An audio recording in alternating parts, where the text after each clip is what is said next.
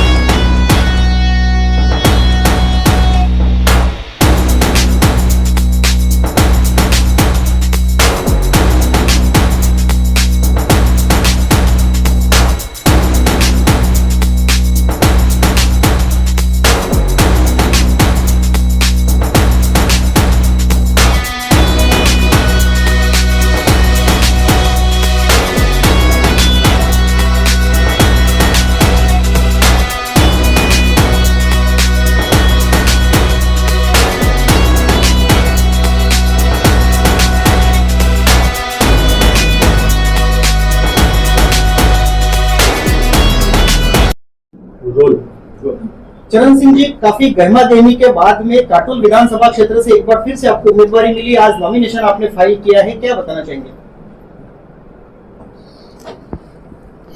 आज बड़ा मेरे लिए खुशी का दिन था और मेरे जीवन में एक भारतीय जनता पार्टी की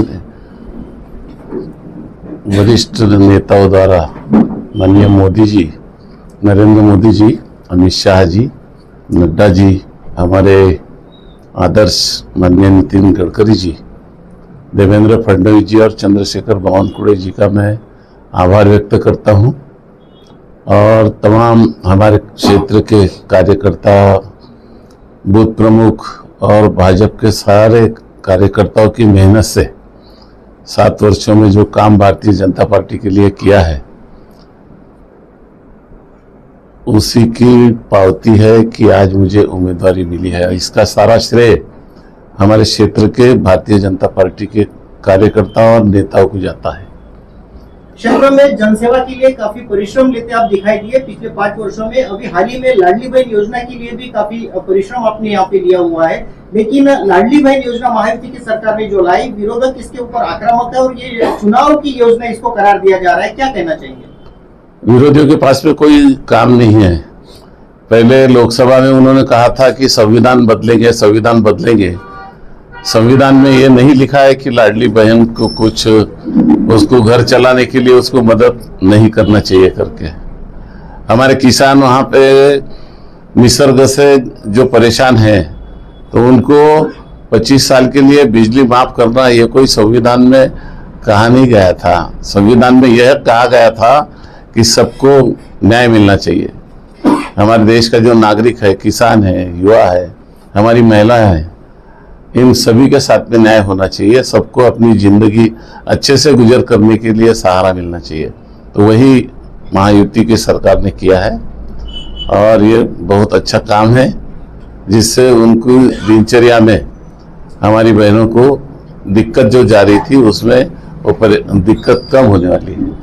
काटोल विधानसभा क्षेत्र पे राष्ट्रवादी कांग्रेस पार्टी शरद चंद्र पवार जी का एक कब्जा रहा है, एक छत्र राज रहा है यहाँ पे। बट काटोल विधानसभा क्षेत्र का क्षेत्रवार देखा जाए तो जिस लेवल पर इसका विकास होना चाहिए था वो विकास यहाँ दिखाई नहीं देता, क्या कहना चाहेंगे? उसी के लिए भारतीय जनता पार्टी की लड़ाई शुरू है और अभी 20 वर्षों का हमारा इस क्षेत्र का वनवास खत्म होने जा रहा है। अभी हमारे जनता जनार्दन जो है उनके मन में एक बहुत क्रोध है कि 20 वर्षों में किसी के साथ में न्याय नहीं हुआ है। ना युवाओं के लिए कोई रोजगार आया है, कोई इंडस्ट्री आई है, ना किसानों के लिए जो सहूलियतें होना चाहिए खेती के लिए, पानी की जो समस्याएं है हमारी, अच्छे बंधारे होना चाहिए, अच्छे तालाब होना चाहिए, उनको सीजन में 2 सीजन में उनको पानी खेत में मिलना चाहिए। इस क्षेत्र में कोई काम नहीं हुआ है, इसलिए लोगों में बहुत गुस्सा है। आने वाले समय में आपको जनता का आशीर्वाद मिल जाता और आप यहाँ से विधायक निर्वाचित हो जाते, तो आने वाले 5 साल में विकास की संकल्पना आपके जहन में क्या है?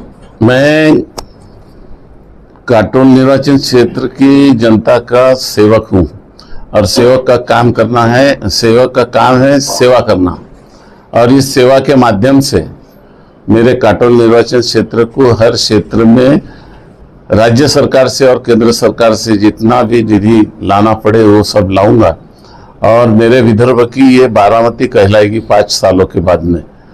ऐसा काम हम सब हमारे कार्यकर्ताओं के सहयोग से हम करेंगे। उसका रोड मैप हमने तैयार किया है, जिससे किसी को भी किसी क्षेत्र में, हमारे गांव अच्छे होना चाहिए, हमारी नगर पालिकाओं के क्षेत्र है, हमारा नरखेड़ बहुत पिछड़ा है, नरखेड़ शहर भी अच्छा काटोल जैसा करने का है, मोवाड़ शहर भी अच्छा करने का है, जो 91 की विपदा में उद्ध्वस्त हो गया था, उसको फिर से मोवाड़ और सोने का कवाड़ जो कहा जाता है उसी हिसाब से वहाँ भी विकास होगा। हमारी एक नई नगर पंचायत कोंडाली बनी है, उसका भी बहुत अच्छे से नियोजनबद्ध पद्धति से सब विकास के लिए हम कटिबद्ध है। उसी तरह हमारे क्षेत्र के जो ग्रामीण शहर है, सभी क्षेत्र के ग्राम पंचायतें हैं, उनको भी अच्छे तरीके से विकसित करने का काम हम करने वाले हैं। कहीं देखा जाता है कि वोट ऑफ परसेंटेज कम होते जा रहा है, इस वजह से भी पार्टियों को, उम्मीदवारों को नुकसान होता है। मतदाताओं को क्या अपील करना चाहेंगे? अभी हमारे मतदाता बांधव बहुत जागरूक हो गए थे, लोकसभा में थोड़ा सा उनको निराशा थी अफवाहें फैलाने की वजह से, लेकिन अब वो नहीं रही है, और हमारे बहनें भी बहुत खुश है, हमारे किसान भी खुश है, और सभी क्षेत्र में सरकार का हमारा जो काम है वो बहुत ही अच्छे से, तेजी से सबको न्याय दिलाने के हिसाब से चल रहा है। इसलिए अभी जो पिछले बार दोहराई गई थी वो बातें आपको देखने को नहीं मिलेंगी। फाइनली कितने वोटों की लीड से चरण सिंह ठाकुर काटोल विधानसभा क्षेत्र से जीत दर्ज करने जा रहे हैं? भारतीय जनता पार्टी का उम्मीदवार के नाते हमारे क्षेत्र की जनता निश्चित तौर पे यहाँ का उम्मीदवार विधानसभा में भेजेगी, यह मैं आपको गारंटी से कहता हूँ।